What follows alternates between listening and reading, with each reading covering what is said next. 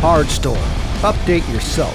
Fala galera, bem-vindos ao canal Hardstore TV, eu sou o Giba e hoje nós vamos fazer um overview desta placa-mãe aqui da Asus ROG, a Crosshair 6 Hero. Bom pessoal, como muitos de vocês já devem saber, a nomenclatura Crosshair a Asus denomina para as placas-mãe mais top de linha, pelo menos da AMD. Então essa aqui não deveria ser diferente, ela é a placa-mãe mais high-end que nós temos no momento, que suporta os processadores Ryzen e também que vai ser compatível com as APUs que ainda não foram lançadas da marca. Então essa placa ela é bastante indicada para quem quer fazer um overclock bem forte, um overclock extremo, até mesmo competir, e ela também vai ter outros diferenciais bem legais e únicos dela, como o suporte a coolers e air coolers de AM3, de socket AM3, mesmo tendo socket AM4, ela vai ter essa furação a mais, e ela também vai ter a possibilidade de fazer com que tu consiga ligar no teu gabinete portas USB 3.1, caso o teu gabinete seja compatível, e diversos outros detalhes que a gente vai ver agora. Bom pessoal, aqui nós já temos todos os componentes da Crosshair 6 Hero fora da caixa, mas antes eu vou falar para vocês sobre um pouco das tecnologias únicas que essa placa tem.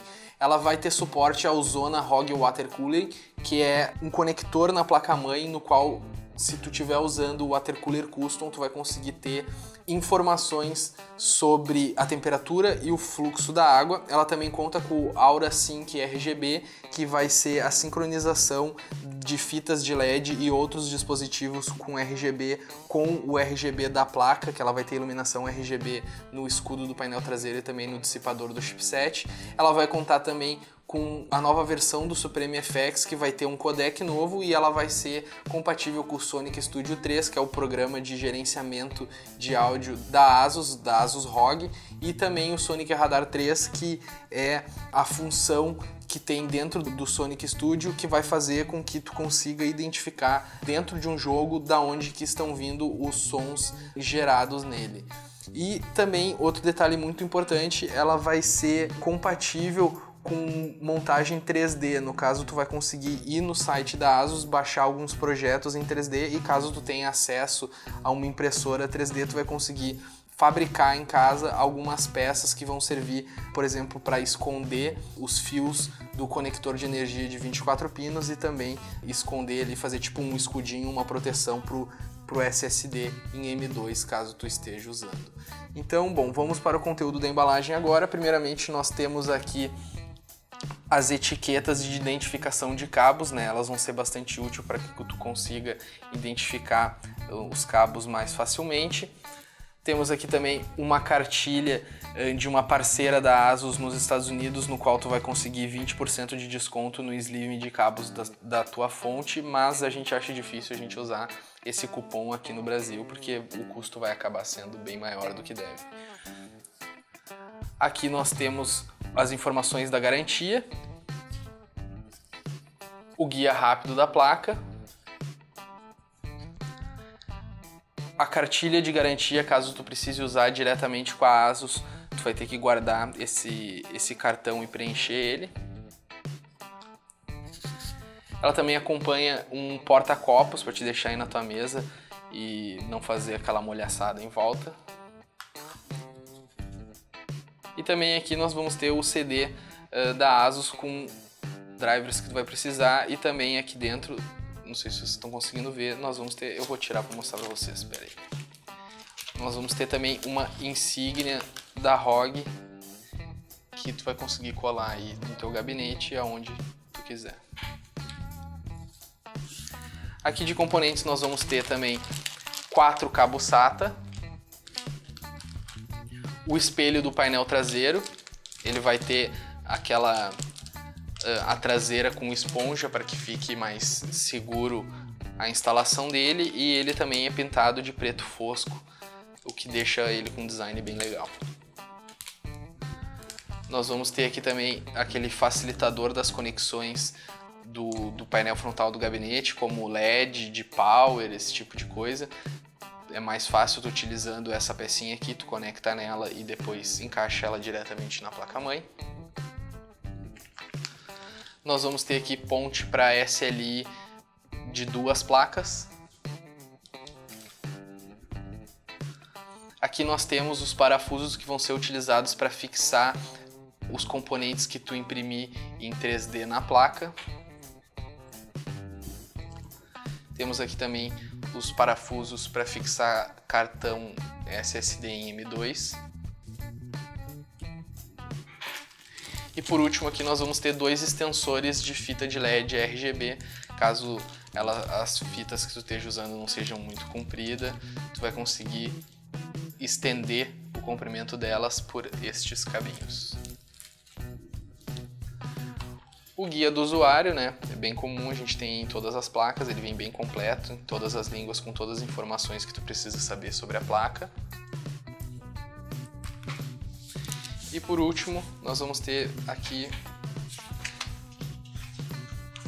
uma coisa bem bacana, né? A ASUS decidiu mandar aí nessa placa, uma placa topo de linha, essa cartilha com diversos adesivos. Todos eles são bem bonitos.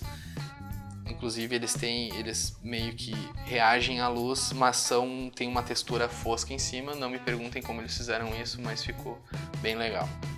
Bom pessoal, então aqui nós já temos a Crosshair 6 Hero fora da caixa. Vamos começar então explicando os componentes da parte de cima da placa. Primeiramente nós temos aqui o conector auxiliar do processador de energia. Nós vamos ter 2 conectores, porque essa placa ela tem uma capacidade muito grande de fazer overclock.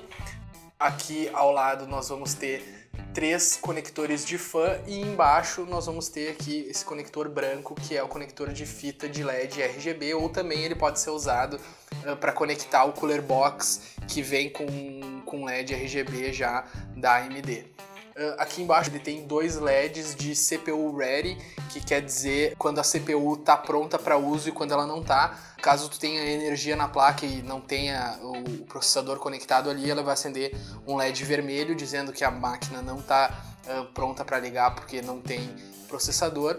Quando o LED estiver verde é porque o processador está bem encaixado, está tudo certinho, pronto para funcionar. Ao lado nós vamos ter o indicador de erro de 2 dígitos, né, que vai indicar ali qualquer erro que possa estar acontecendo para o sistema não estar funcionando corretamente. Independente do número ou do código que aparecer ali, é só tu olhar no manual da placa que vocês vão ter ali listado todos os erros que podem acontecer. E embaixo desse indicador de 2 dígitos nós vamos ter os LEDs que indicam erros em setores diferentes da placa. Nós vamos ter ali primeiramente o LED amarelo, que é o de memória, né? Ele vai indicar erro em qualquer uma das memórias. Ao lado nós vamos ter o indicador de CPU, caso tenha algum erro no processador, vai indicar no CPU Ready, que é o outro LED que é só pro processador, e também vai indicar um LED vermelho ali embaixo, dizendo que está com algum problema no processador.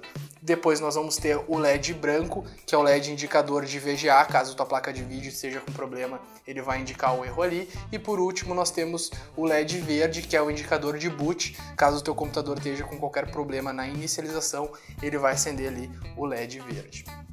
Aqui embaixo nós vamos ter também a furação para que tu consiga fixar as impressões 3D, os módulos de impressão 3D que essa placa suporta, né? Para quem não sabe, é só tu pegar no site da ASUS e tu vai ter ali os projetos para impressão 3D. Caso tu tenha impressora 3D ou conhece alguém que tenha, tu vai conseguir imprimir e fixar na placa. No caso desse lado, nós vamos conseguir fixar o escondedor do conector de 24 pinos de energia, né? Vai ficar aqui um escondedor de plástico bem parecido com os detalhes aqui desse escudo que protege o painel traseiro da placa e que vai ficar fixado neste setor aqui da placa. Aqui nós temos também o conector de 24 pinos de energia, né, como eu já tinha mencionado, e embaixo nós temos o conector do painel frontal de USBs 3.1, caso tu tenha aí um gabinete compatível, né. Vocês podem ver que os dissipadores aqui do chipset da placa, eles são de metal, diferente aqui do escudo lateral, que é de plástico. Vocês podem ver que a placa também ela acompanha 12 fases de alimentação, que configura aí que ela é uma placa bem indicada para overclock, né? Uma placa específica para isso, então é para quem vai fazer um overclock muito extremo, até mesmo competir em algum tipo de campeonato. Aqui nós vamos ter o socket do processador, que é o AM4, né, compatível com processadores da linha Ryzen da AMD. Um detalhe bem importante dessa placa, pessoal, é que ela é uma das únicas placas que ela também acompanha furação para te fixar cooler, um water cooler, que são específicos só para o socket AM3 e AM3 Plus. Ela vai ter aqui embaixo uma segunda furação que vai deixar ela compatível com os componentes desse socket um pouco mais antigo. Ela é uma das únicas placas que contém esse detalhe que pode ser muito útil. Para te ter acesso a essa furação é só retirar aqui os parafusos do fixador, que vocês vão ter ali embaixo mais 4 furinhos, 2 em cima e 2 embaixo. Aqui nós vamos ter os 4 módulos de memória. Essa placa ela vai conseguir suportar memórias de até 3200 MHz, DDR4 obviamente. E um detalhe bem importante para quem vai usar somente um pente de memória, o slot recomendado é o A2, que seria esse aqui, o segundo. Usando 2 pentes de memória, os recomendados são o A2 e o B2. E usando 4 pentes de memória, daí obviamente todos os 4 slots necessitam ser ocupados, tá? Lembrando que aqui embaixo também tem mais uma conector de fan, além das 3 que nós já temos ali em cima. Bom, galera, então agora vamos falar um pouco sobre os detalhes da parte de baixo da placa, começando com o sistema de áudio dela, o Supreme FX. Nessa revisão do Supreme FX nós vamos ter o codec S1220, que é a nova revisão do codec do Supreme FX, que ele suporta até 113 decibéis na linha de entrada, né, fazendo com que tu consiga gravar e emitir o som muito melhor. Ele tem um ganho, no caso, de 5 decibéis da versão passada dele, que só tinha 108, né? Além de todos aqueles outros detalhes, ele tem um regulador de tensão somente para o sistema de áudio, para fazer com que não ocorra nenhum problema com surto ou qualquer outra coisa. Ele também é separado no PCB dos demais componentes da placa para que não haja ruído, e uma série de outros cuidados que só o Supreme FX tem. Ao lado nós vamos ter as conexões PCI Express, nós vamos ter 3 PCI Express X1, uma aqui, a outra aqui e outra aqui, e também 3 conexões PCI Express X16, aqui em cima e as outras duas aqui. Lembrando que as duas de cima, que vão ser as mais usadas para multi-GPU, né, para coisas mais pesadas, elas têm esse suporte de metal para que ele acabe aí não empenando e vergando, e o que pode trazer aí algum dano tanto à placa quanto à placa de vídeo ou qualquer outro sistema que esteja ligado via PCI Express, tá? Lembrando também que em uso eles vão ficar X8, X8 e X4, o que faz com que essa placa suporte SLI com 2 placas e Crossfire com 3, tá, pessoal? Aqui embaixo nós vamos ter primeiramente os conectores de áudio do painel frontal do gabinete. Ao lado nós vamos ter um conector de fan, o botão de ligar da placa, ao lado o botão de reset, o botão Safe Boot, que é esse botão vermelhinho aqui que vai fazer com que a placa reinicie e após iniciar ela já cai diretamente na BIOS em modo de segurança. Serve para caso tu esteja fazendo aí um overclock muito extremo, algo acabou dando errado, tu pressiona nele que tu vai conseguir aí alterar os clocks já diretamente na BIOS. E ao lado nós temos o botão Retry, que é esse botãozinho branco, que vai fazer com que, caso tu bote uma configuração de clock e a placa não ligue de primeira, muitas vezes realmente a placa não liga de primeira, vai ligar após algumas tentativas. Esse botão de Retry, ele vai ficar tentando iniciar a placa com o clock que tu botou, mesmo que ela não ligue de primeira, ele vai ficar tentando reiniciar a placa com estes clocks, com essa configuração de clock. Ao lado nós temos a chavezinha de Slow Mode, que serve, é bastante usada para quem vai fazer aí algum tipo de competição de overclock, que no caso, para quem não sabe, quando está fazendo um overclock com um clock muito extremo, a tela fica toda bugada, o computador fica inutilizável, né? Vai conseguir aí utilizar ele somente para rodar o benchmark de testes. Então esse botão vai fazer com que tu, acionando ele diminua todos os clocks da placa para que tu tenha uma certa estabilidade e consiga recolher aí os dados de pontuação da última run do benchmark. E em cima nós vamos ter um jumper que vai ser utilizado para caso tu esteja fazendo resfriamento da placa com nitrogênio líquido, porque muitas vezes usando nitrogênio líquido, alguns componentes de inicialização da placa eles acabam congelando e a placa acaba não conseguindo bootar. Tu mudando esse jumper, tu vai fazer com que a placa autoproteja esses componentes contra o congelamento, fazendo com que ela consiga bootar mesmo com temperaturas muito baixas. Ao lado nós vamos ter o TPM, né, que é o conector de dispositivos de segurança, e ao lado o ROG EXT, que é o conector para o dispositivo de visualização de informações da placa que a ROG fabrica, né, o especial da ROG, que é vendido separadamente, mas que tu consegue encontrar aí com uma certa dificuldade no mercado. Ao lado nós vamos ter os conectores de USB frontal do gabinete. Aqui nós vamos ter mais um conector de fan, ao lado um conector de fita de LED RGB.